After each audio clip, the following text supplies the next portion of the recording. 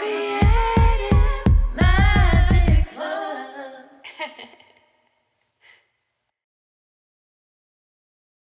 Hi everyone, welcome. I am so excited to introduce my special guest today. We have with us Morgan Faulkner, who is a social worker and clinical therapist specializing in trauma recovery through the lenses of narrative therapy, self-compassion, and parts work. Hi Morgan. Hi. So I'm really excited about the conversation that we're going to have today, and I'm going to give everybody some background as to how this evolved. Firstly, Morgan was a client in Freedom Club. And so I got to know her work, obviously, through what she shared with me. And then when I started writing my book and, trauma, my trauma recovery journey has been such a central piece to my story of transformation in my relationship with money. And that's really the focus of the book. And because I'm not a therapist, I'm not trauma trained, I was like, oh, I need to get some professional expertise input on what I'm talking about. So I started to interview therapists, which has honestly been one of the most interesting things I have ever done in my whole life. I'm working with a lot of different therapists, but actually getting to see pick the brains of somebody who's doing this work and kind of gave me more of an insight into a lot of the common patterns, which I just think is so interesting and I know is completely life-changing. So I'm really excited for you to introduce you to Morgan, and we had such an interesting interview that I was like, we need to bring this to the podcast. So, okay, where to start? I think the thing that was most interesting to me, Morgan, about what you shared in our conversation was, the question that I have been bringing is I see money as something that we're in relationship with, right? Most people talk to therapists about what's causing them pain in life, and usually it's relationships. That's the number one thing that we usually have the most pain around or are complaining about the most from day to day. Usually family, people who are closest to us, whoever's triggering us. And I'm like, money is one of those relationships where, if family is annoying you, you can go somewhere else or not call them. But money, we're in relationship every single day. And so I was asking Morgan about just emotional dysfunction and how that shows up in our relationship with money, and obviously in relationship with anybody when we're triggered.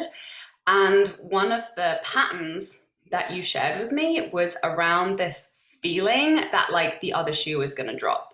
And I think that's so connected to money, particularly in entrepreneurship, where there's just this ongoing fear that there's never going to be enough, or if we've struggled with things in the past because we didn't have the skills around it, or we've had a dysfunctional relationship with it, that lack of self-trust, that things can kind of get better without it getting worse again. So can you just sort of give a bit of background on why that is connected to trauma, why that is a trauma pattern, and some of the ways that we experience that?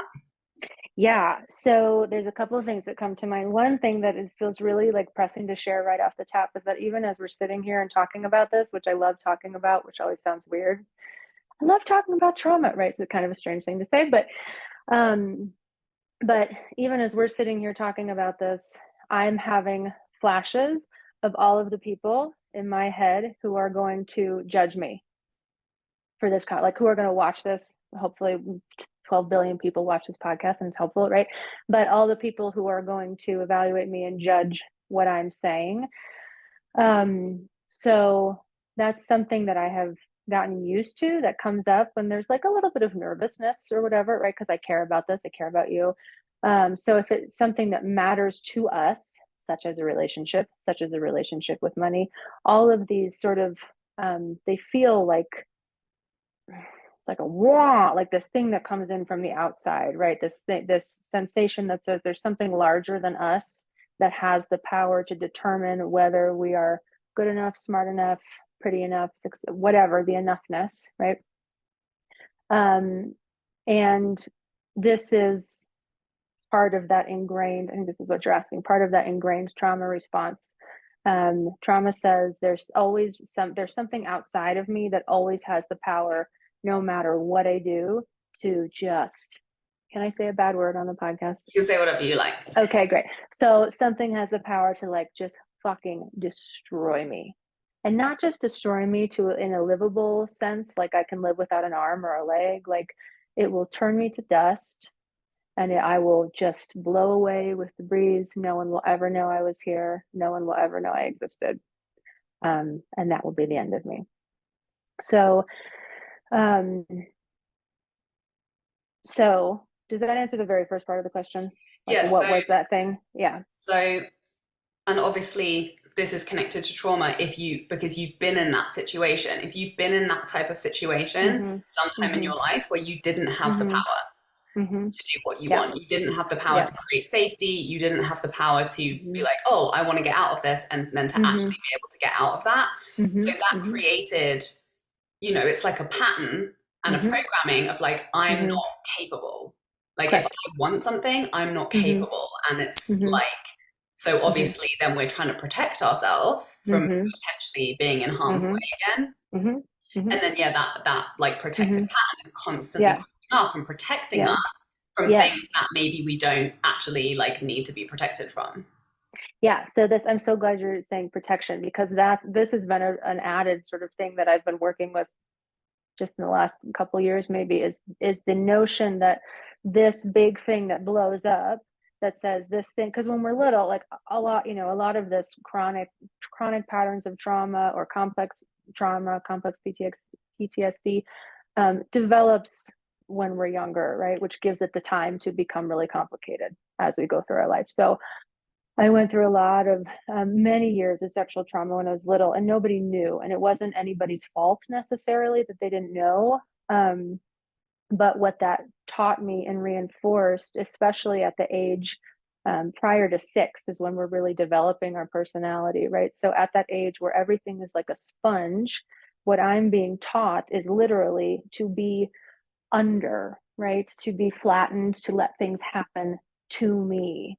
And that's the experience. And yes, I'm also learning that the adults are not protecting me. Again, maybe through no fault of their own. But if the adults are not protecting me, then actually it must mean, even though it feels weird and gross and scary, it must mean that that's what's supposed to be happening, because the adults are letting it happen. So what we normalize internally in our nervous system normalizes the sensation of things feeling gross, bad, yucky, overwhelming, and terrifying. And nobody's going to help us. Nobody knows. And that's how it's supposed to be. Right. So it's like really intense, but if we take that just like any other habit or any other habitual way of thinking, it's really hard to break. It's hard to stop smoking. It's hard to stop drinking, whatever, right? It's hard to break a habit. And if this is your habit, this is your habitual way of being in the world, then to step outside of that and possibly find out, I think what's the scariest part is that to step outside of that and, oh my God, what if it turns out that was right? What if it turns out that was right? What if I get over it, I get through the hump, and I start sharing and I start talking to people and asking for support, and it turns out, no, you were supposed to be that piece of shit. That was your purpose, right? So what if it turns out I was right? And then maybe even conversely, what if it turns out I was wrong? And then I have to deal with the fact that I have spent, for me, 35 years suffering under the weight of this belief. My own therapist, Julie, says, don't waste your suffering, right? So how do I deal with confronting the fact that I may have wasted 35 years of suffering? Yeah, okay, there's a lot of things I want to... Yeah, okay, that was a lot. Yeah. So number one, like obviously one of the main issues is like the shame around it and the fact that it's not talked about. So we don't know. We don't have enough information a lot of the time to be like, is this right or is this wrong? And similarly to money, when something isn't talked about, we don't have information about it. So it's difficult to make those internal decisions when you've been Mhm. wired to like not trust your Mhm. natural reactions because Mhm. because you weren't able to see proof that how you Mhm. felt was right, was, you Right. know, was good or Right. bad. Right. Um, and yeah, and also like the around the oh yeah, that's what I wanted to say about the like reconditioning your nervous system. So this is Mhm. like a very common Mhm. thread. It was for me. It's like Mhm. most of the clients that I work with is like we Mhm. have to retrain ourselves to feel safe, like Mhm. being safe and Mhm. relaxing and Mhm. feeling joy and pleasure. Because when the nervous system has been in like, yeah, CPTSD, PTSD, Mhm. like panic, avoidance, Mhm. overwhelm, like you say, like it's normalized this situation Mhm. and obviously recreated that situation over and over again in life and Mhm. built evidence that like, oh, this is normal. And Mhm. our nervous system is like, oh, this is safe. So Mhm. it can actually be very confronting and uncomfortable to put Mhm. ourselves into safety and to put ourselves Mhm. into calm and Mhm. security. Mhm. And that's actually like a retraining process that Mhm. can Mhm. kick up a lot of resistance because it's just Mhm. change. Yeah.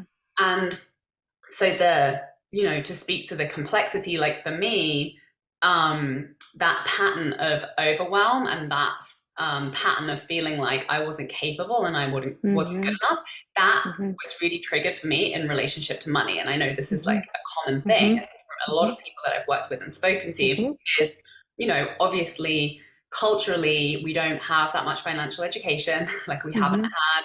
And it is complex, and when you don't Mhm. have habits to support the production and like management of money, it can Mhm. become very Mhm. overwhelming and threatening to our Mhm. safety Mhm. and well-being Mhm. and security. Mhm. So that Yeah. became a container for me to trigger all of those feelings of like, I'm not capable, I'm stuck, I'm overwhelmed. And that would literally be my emotional reaction to when I sat down Mhm. with a spreadsheet to try, when I wanted to ask for more money and when I started making moves in my business to Mhm. actually create more wealth and security. Mhm. These Mhm. were the like dysfunctional emotional responses that were happening for me that really Mhm. caused me to look at what is the Mhm. root of these feelings that I'm having. Mhm. Mhm. And like continuing to really commit to my relationship with money was the thing that allowed me to start to rewrite those emotional responses. We'll get back to the episode in a moment, but first I want to tell you how I went from wondering if anyone would ever pay me thousands of dollars for my support with mindset coaching to consistently signing dream clients paying me prices like 3K, 10K, 15K, and more.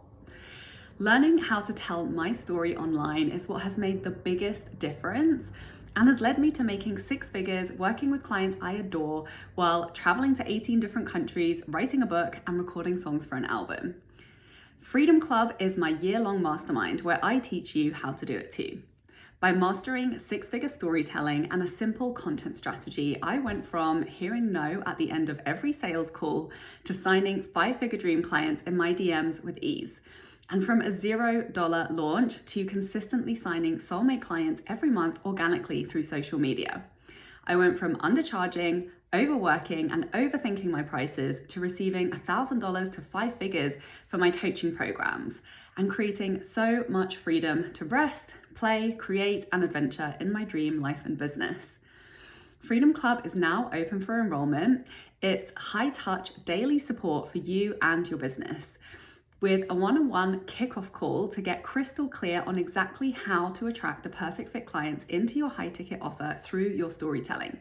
You also get daily access to tailored support in our group Voxer Chat, where you'll feel supported, seen, and inspired by our intimate community of heart-centered creative entrepreneurs. Plus, twice each month, you'll have hot seat coaching with me in our group coaching calls to dive deep into content edits, mindset shifts, energy management habits, launch strategy, or any back-end business support you need. And you'll have VIP access to my extensive training vault on everything you need to run a six-figure coaching business, from content and social media strategy to money mindset, sales trainings, and lean team building, plus free access to any live programs or masterclasses I run throughout the year. This is the long-term foundational support to take your dream coaching business to 6 figures. Now you know you're ready to help more people with your incredible work by focusing on high ticket sales. You can apply today at withsarahmac.com/. I'm curious, like what's it been like for you and your relationship with money? What other patterns have you seen in clients around relationship with money? I know you, like a lot of therapists I've spoken to said they don't explicitly talk about money that much, but yeah, I'm just curious, like what you had to add to that. Yeah. So, well, no, I don't explicitly talk about money a lot, although it does come up in conversation. And thanks to you, I am way more comfortable now just putting it on the table, being like, this is a thing in life and it's okay to talk about it, right? How do you feel about this? Is this serving you? Because we have to look at a lot of times, like, are your basic needs even getting met? It's hard to get out of crisis, right? Or hard to do a lot of deep dive into the trauma work if our basic needs are totally fucked. So with that being said, it's not often directly into the money in the way that you do that deep dive, but we do talk a lot about, like, job stuff will come up all the time, and the ways that people will allow themselves to be treated in a work environment that they would, what we find when we do the parallel, that they would never allow themselves to be treated in an intimate relationship, right? So we say, well, you have a relationship with work, just like you have relationships with other people and other things in your life. So if your work was a partner, a boyfriend or girlfriend or whomever, how would you feel about this relationship, right? And people will go, oh, and it's a sort of a different discovery. And one of the things that keeps people stuck oftentimes in really toxic work environments is finance, and it's fear of financial insecurity, right? Fear that I won't be able to go be an entrepreneur. I won't be able to find the job that pays me what I want to pay. And so it all roots back in to the work that you have done, the work that you do, the work that I've done with you, and that financial conversation. So is definitely in there. And you said something else, looking at all those beliefs, right? What are the beliefs that keep you stuck? And you use the word dysfunctional, which I love to look at the difference between what's dysfunctional and what is maladaptive. Because your belief, those core beliefs that you've had to work with, my core beliefs that I had to work with, my beliefs were hugely functional, right? But the function that they were serving was so maladaptive. It was not what I wanted in my life. And so sometimes, for whoever this is helpful for, right? If you're struggling with this, we miss out on the fact that our brain, like our system, ideally, it's actually working for us, even when it feels like it's working against us.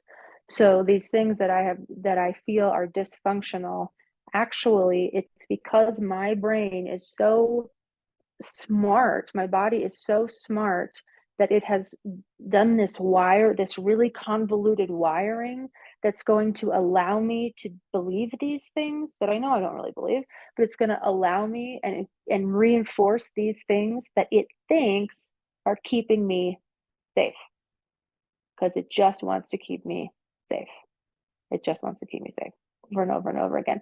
So if we could shift into, like, this, almost this place of gratitude for this part of ourself that is reinforcing this thing, even if it feels dysfunctional, if we can shift into a place of gratitude for the part that's really working overtime to keep me safe, then we can go, oh, look how good I am at convincing myself of this thing that isn't true. I wonder how good I might be at convincing myself something that actually is true and that actually is helpful for me as I move forward and in whatever space that I'm in. Does that make sense? Yeah, I love that shift in perspective of just like compassion for yourself. Because I know I've been so hard on myself for, financial Yeah. failures and struggles and and like I didn't even know, that I had sexual trauma until I started working on my money and started Isn't that interesting? Yeah, really interesting. Because it was the triggers that were happening in my relationship with money that really forced me to look at, like, what is the belief And then being like, where did this Where did that come come from? from? And Yeah. why does this keep coming up as if it's like a life or death situation for me? Yes. Yeah. And so, yeah, it's like, and then the money mindset work is literally that. It's like plugging in a new program into your brain and being like, okay, cool, brain, like you've assessed over like from the past that maybe I'm not capable of keeping myself safe, and maybe life is really fucking overwhelming, and we should hide because it's terrifying, to be like, okay, let's put the new program in and start to create evidence around the fact that I am capable, it is safe, and you know, I'm worthy and deserving of good things, and good things are possible and maybe even perhaps easy. Yeah. When we, Oh, that was so hard. yeah, when we start to put that new program in, and then yeah, like taking steps from that place, like really like moving the ship, bringing that intentional action to start to build evidence, so our brain can start to relax and be like, oh, okay, like this is true. We have some more evidence around these things now. So I'm more likely to allow you to take steps further into this realm of living without having an emotional breakdown or like nervous system being like, meh, meh. And I remember that something you kept saying when we were working together was like, you were kind of surprised at how you were like, I'm doing this work on my money, but it's causing me to look at every single other area of my life. You kept on coming to me like, you sure this is like gonna help me? And then you were like, whoa, this. So I'd love for you to just like kind of share your perspective on, you know, money mindset work and like what you thought it was or wasn't and how it's helped you.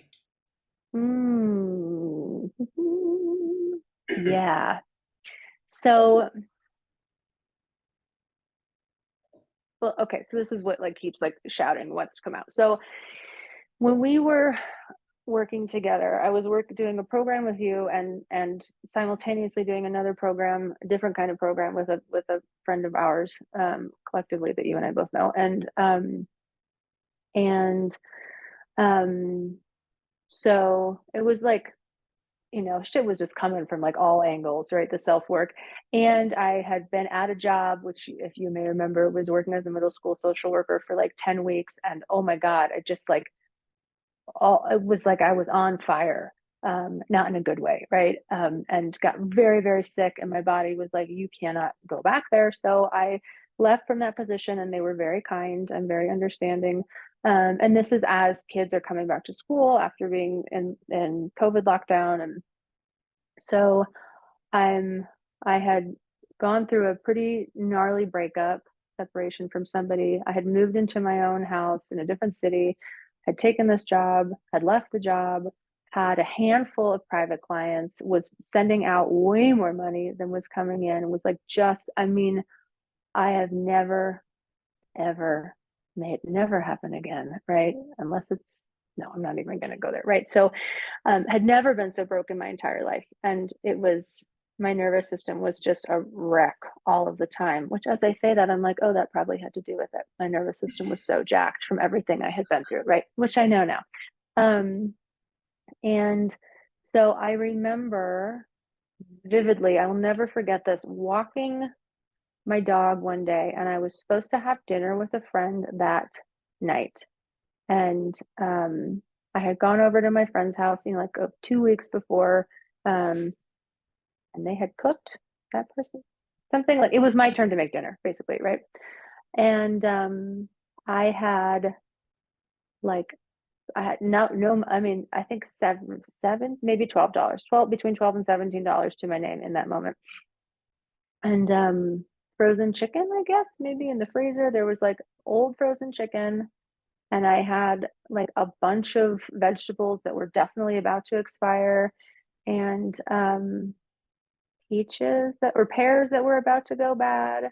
And I happened to have like a thing of whipping cream from Trader Joe's, and I was walking and just unbelievably panic stricken about the fact that I had no money. I was not going to be able to afford to buy any groceries to cook for this person. And it was kind of like the moment of like total surrender. I was like, this is it. You win, world. Like, you win. I'm a piece of shit. I am totally beaten. I can't, it's like sucking blood from a stone. There's nowhere I can go to fix this. What the fuck do I do? So I can call and cancel. I can own up to it. What do I do? And that was the moment I was like, okay, I have frozen chicken. Oh, and I have those vegetables and we can chop them up. Oh, and I have those pears and I'll make baked pears for dessert. Oh, and I have that random bottle of wine from like 2 months ago in my fridge that I never drank because it looked gross. So at least I can show up with something. And so I didn't have to spend any of my $17. I went home, I got all of my groceries. I went over to my friend's house. We made a delicious dinner. They were none the wiser. And it was this like, oh my God, this isn't real. This veil or this curtain of you worthless, crappy, miserable, undeserving, how shameful you should be, so embarrassed, all this, and I have the power to ruin your life. I was like, it's not real. I like walked right up to the cliff and realized that it wasn't a cliff. You know what I mean? It was just another step. And maybe it sounds like small, because it's just dinner and at least you had $17, right? But for me, it was totally coming face to face with, I feel like I'm completely out-resourced. I am outnumbered. I have no bullets left in my gun. I surrender. And in that, and take me, right? Take me now. And in that moment, I was like, oh, actually, that's not true. Actually, I have all of these things that I need to make dinner. It's a great metaphor, right? I have all the resources I need. They're already in my fridge. And I'm just going to, so I'm going to do that. And I didn't die. And it was a wonderful evening. And the food was actually very good. And I will never forget it. I will never forget it because it was so apparent to me in that moment that thing that I had determined that was going to destroy me was a total fucking lie. It was just a lie. And it felt very real, but it was just a lie. And I think that it was kind of like coming around a curve at that point and moving towards, I can feel it, like, and that feeling's going to come back on me it comes back to me all of the time. But my capacity now to go, oh, there it is. That's fear. Thank you, fear. I hear that you're trying to protect me, and like, buckle in because we're going to go do this thing. That was just such a massive shift because you'd say this in programming all the time, right? Like it's all about the money, but it's not about the money at all. It's like totally about the money and it's totally not about the money. Right. Like, yeah, so you identified the thought patterns that you'd basically been buying into 100% buying and into. acting on Yeah. and using as like a filter to make decisions in your life. Mm-hmm. And the money mindset work brings the new programming. Mm-hmm. And then you start to, yeah, like move through that new programming and see it's like the doors open on the other side. And like you say, yeah, things already in the fridge. Yeah. And it's like the choices are always there. And so it's like a reconditioning and just repeat to build it's like, what is that Native American saying where it's like we each have two wolves within us, which like we're going to feed. which wolf are you going to feed? The one that you feed will become the strongest, and then you start taking action in faith in that new direction. And like, please tell us the happy ending to this story. The good meal. Now I eat every night. The happy ending to the story is that, well, I'll just tell you where I am now. Well, so not super long after that time, which felt fucking endless. Not super long after that point in time, it was actually while we were still working together. So I ended up taking a job in Santa Fe, which moved me out of where I was living. And follow your intuition because it's always right. I was offered this job, or this job was presented to me, and my first response was like, oh fuck, I know I'm going to take it. Now I have to move again. And I did. And I worked a lot at that job. And then while I was there, I started picking up more private clients on the side. My parents were gracious enough to welcome me into their home again. So I did all the things that I probably still had a lot of judgment around. I lived with my parents, which not everybody has. I mean, I'm hugely fortunate. Not everybody has the opportunity to do that. But I put myself in a position where I didn't have a lot of outward expenditures. I worked my dick off for like 6 months. And at the end of 6 months, I had $20,000 in my bank account, which I've never had. I mean, that was like 6 months before that. I was as broke as I'd ever been. I'm hearing myself and I'm like, it's like one of those like bullshit, like success stories for the infomercials, but that is true. And that number has vacillated now a bit because now I'm learning a new relationship with what it is to have money and like what you're allowed to do with that, and things that feel good and things that don't feel good. So that was almost that moment. $20,000 moment was almost a year ago. Now I have my own office in Santa Fe. I have a really full as I want it to be, private practice. I have other challenges in my life, but I consistently remember I'm like, wow, it's really different to deal with this challenge when I know that I can support myself as I'm moving through it. That's a whole, and I think that's probably the happy ending. Yay! That I don't worry about money. Yeah. I mean, we all, it's like, Yeah, there's always going to be another level. Always going to be another level. Yes. But that's a huge jump. Massive. And you're doing incredible work with the clients that you want to work with. Yeah. Yeah. That's the plan. That's the plan. Makes me so happy. And I love this story about the dinner. Like I always joke about this. It's like, I feel also like I have recurring nightmares about running out of food. And I know my grandmother, she did the war in Germany.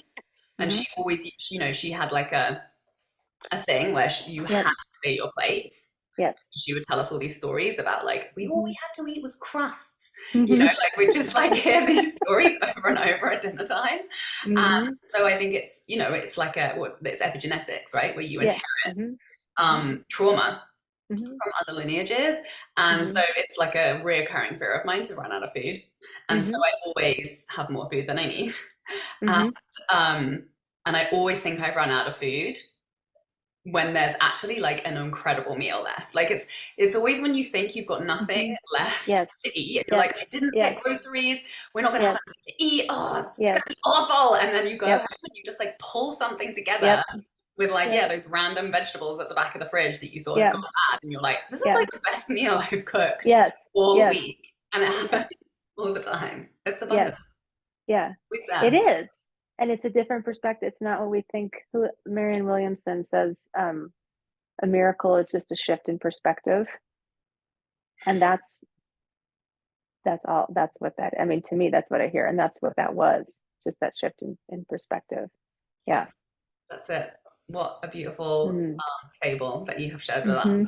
And I know we could talk for hours and hours and hours, and there's like so much more wealth that you have to share. Maybe we'll have to have you back on to continue the conversation.